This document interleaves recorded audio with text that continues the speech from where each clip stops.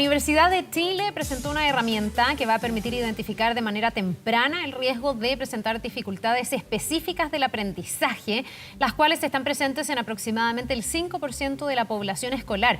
Queremos conocer más acerca de este instrumento. Nos acompaña para esto Danilka Castro, investigadora asociada del Centro de Investigación Avanzada en Educación de la Universidad de Chile y académica de la Escuela de Psicología de la Universidad Mayor. Muchísimas gracias por estar con nosotros y bienvenida. Muchas gracias, Carla. Un gusto.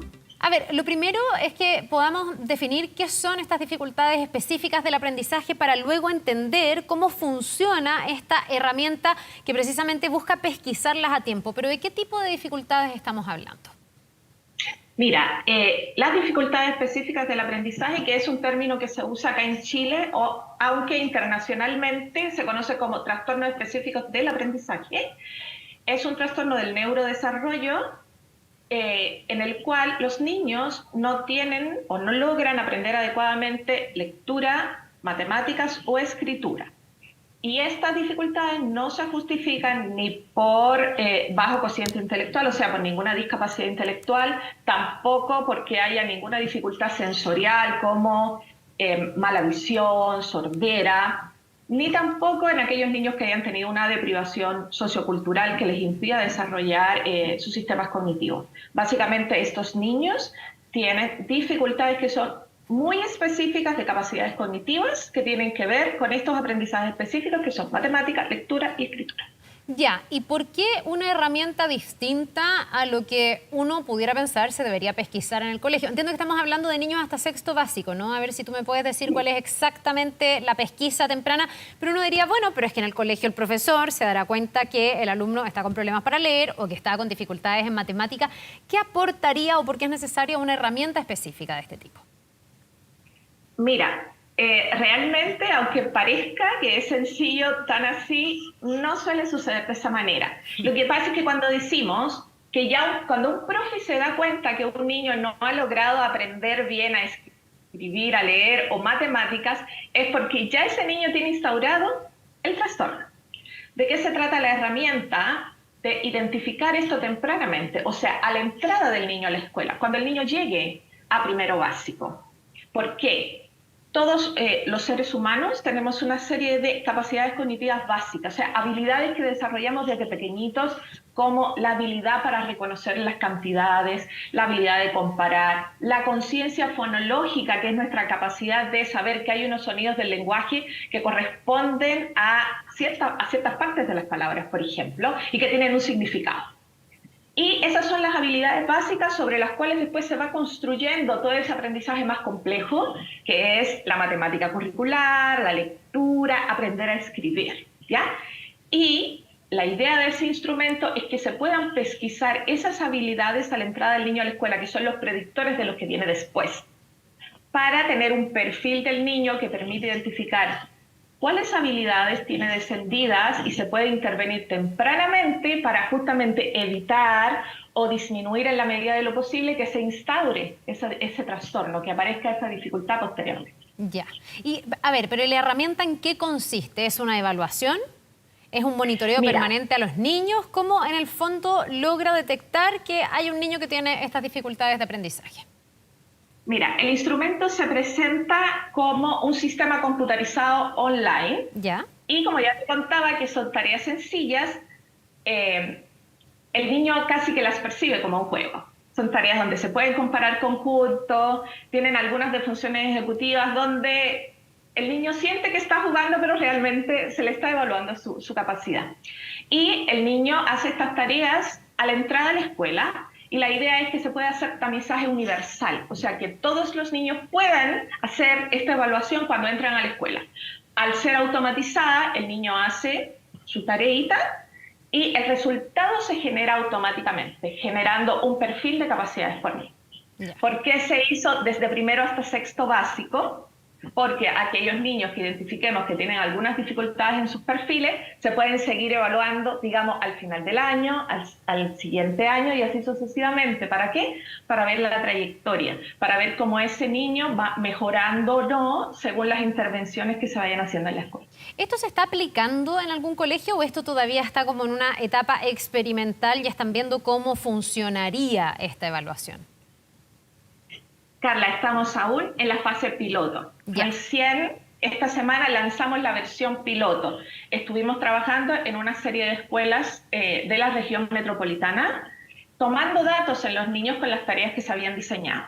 Esta primera toma de datos tenía que ver un poco con la construcción de las tareas, porque nosotros con la experiencia de investigación y demás, se generaron estas tareas con ítems, o sea, con el dibujito que ve el niño, las tareas que él hace, para ver si el niño la comprendía bien, si eran amenas o no para el niño. Luego, cuando se analizan, si algunos de esos ítems realmente no discriminaban, si hay que cambiarlos por otro, se hizo toda esta primera fase y llegamos hasta un punto donde ya tenemos los puntos de corte para que salga el perfil del niño. Bien, pero hasta este momento, todos los datos que pudimos tomar, porque debemos acotar que este proyecto tuvo entre medio a la pandemia. O sea, tuvo un stop de casi 2 años porque los niños no asistían a la escuela y por tanto no podíamos ir a la escuela a tomar los datos.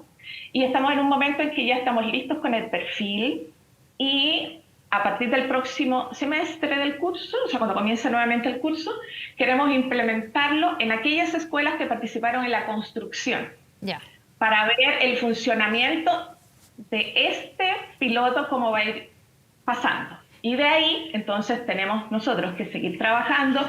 Estamos en conversaciones también con el Ministerio de Educación, con la Dirección General de Educación Básica, para tratar de extendernos y poder tomar datos de más niños de todo el país, porque si queremos hacer unas normas estandarizadas, tiene que ser de todo el país, no puede ser solo de la región metropolitana. Entonces, no, absolutamente. En esa fase vamos a estar ahora, pero Danielka, hasta este minuto está en versión piloto. Ya, pero esta es una herramienta de diagnóstico, por lo que yo veo, me imagino que ustedes han chequeado que sea capaz esta herramienta de pesquisar el problema, pero me imagino que para que esto sea útil, lo que hay que hacer es ver qué se hace después con esa información y ese diagnóstico. Yo no sé si funciona como una alerta temprana para el profesor, para la dirección, para generar planes de recuperación o de, no sé, equiparar la brecha que se puede generar en los niños que se van quedando atrás en estos como aprendizajes específicos. ¿Cuál es la etapa posterior? ¿Qué se hace con esto que se detecta a través de la herramienta, que me parece súper importante? Mira, ese instrumento no es de diagnóstico. Ya. Cuando uno va a identificar algo, hay 3 fases importantes. Una es el tamizaje, que es el grueso, donde decimos, este grupo está en riesgo. Ya.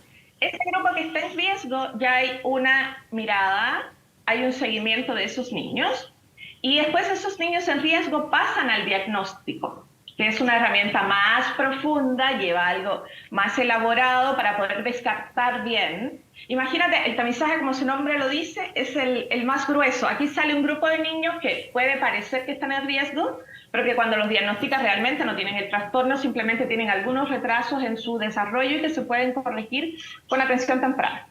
Luego viene el diagnóstico y de ahí sigue la intervención. Ahora, lo que se espera con ese instrumento, ¿qué estaba pasando con el diagnóstico? En la actualidad el diagnóstico se hace a través de pruebas curriculares. Por tanto, algo que tiene es que hay que esperar que se alcance el aprendizaje para poder saber si se logró o no. Claro, es posterior. Entonces ahora lo que queremos hacer es tempranamente ver el riesgo y el origen, porque además cuando tienes una prueba curricular, por ejemplo, este niño salió mal en la prueba de matemáticas, pero ese niño puede salir mal en matemática por distintas causas, porque no reconoce, no tiene bien desarrollado el sentido del número, porque no reconoce los símbolos numéricos, por ejemplo. Son 2 causas distintas, pero la prueba curricular solo te dice que está mal en matemáticas. Eso va a permitir ese instrumento, te va a dar un origen, porque como va a evaluar cada una de las habilidades que son predictoras de ese aprendizaje, te puede dar un origen. Entonces ya ese niño se puede ir interviniendo. Si aún así persiste su dificultad, se pasa a diagnóstico y de ahí se sigue en sus intervenciones escolares. Ahora, tú me hiciste una pregunta interesante que es que viene después respecto a la investigación que nosotros hacemos. Sí.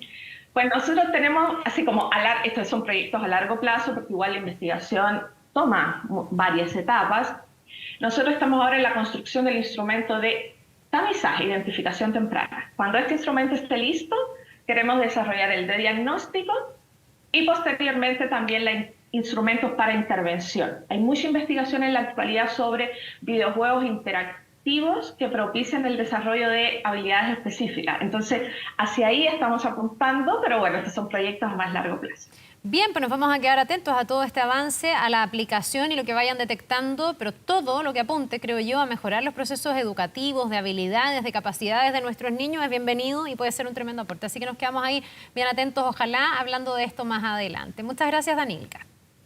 Muchas gracias, Carla, por la invitación. Que tengas un buen día. Nos vemos. Chao. Vamos a otra